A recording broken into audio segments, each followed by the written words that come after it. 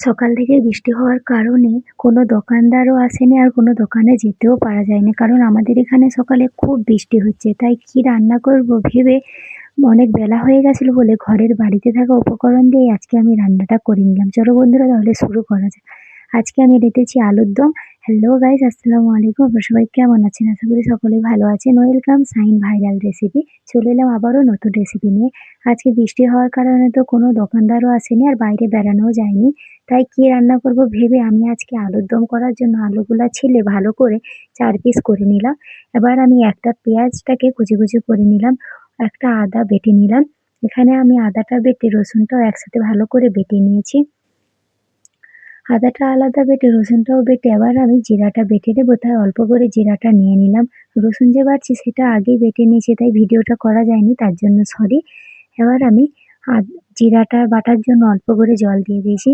কারণ আলুর দমে তো জিরা দেবো, তাই আমি জিরাটাকে ভালো করে বেটে নিচ্ছি প্লেন করে। এখানে আমার জিরা বাটা শেষ। এবার আমি কড়াটা বস করে দিলাম।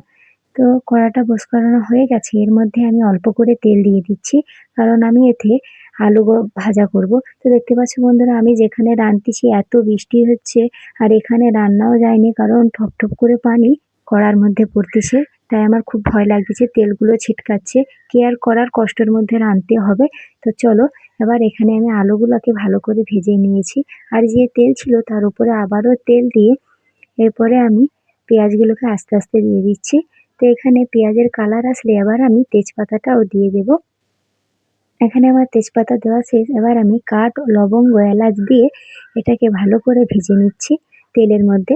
দেখতে পাচ্ছ বন্ধুরা, কড়ায় আঁচ লাগার কারণে খুব কড়া ভাজা হয়ে গেছে।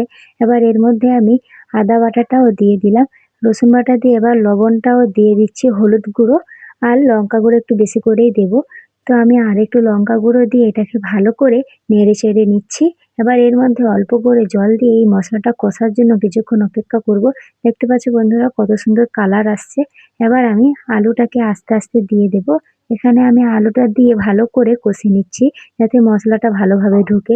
আর আলুর দম মানে আলু না ভাজলে আলুটা কেমন ভালো লাগেনি এমনি কষে করলে। তাই আমি আলুটাকে ভালো করে লাল লাল করে একটু ভেজে নিয়েছিলাম।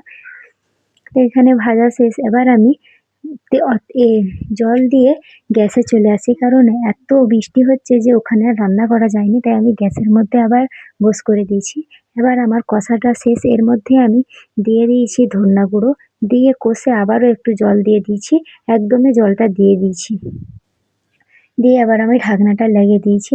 দেখতে পাচ্ছ বন্ধুরা কত সুন্দর কালার আসছে। আপনাদের কেমন লাগছে আমার এই ভিডিও অবশ্যই লাইক কমেন্ট করে জানাবেন। নেক্সট ভিডিওটা দেখার জন্য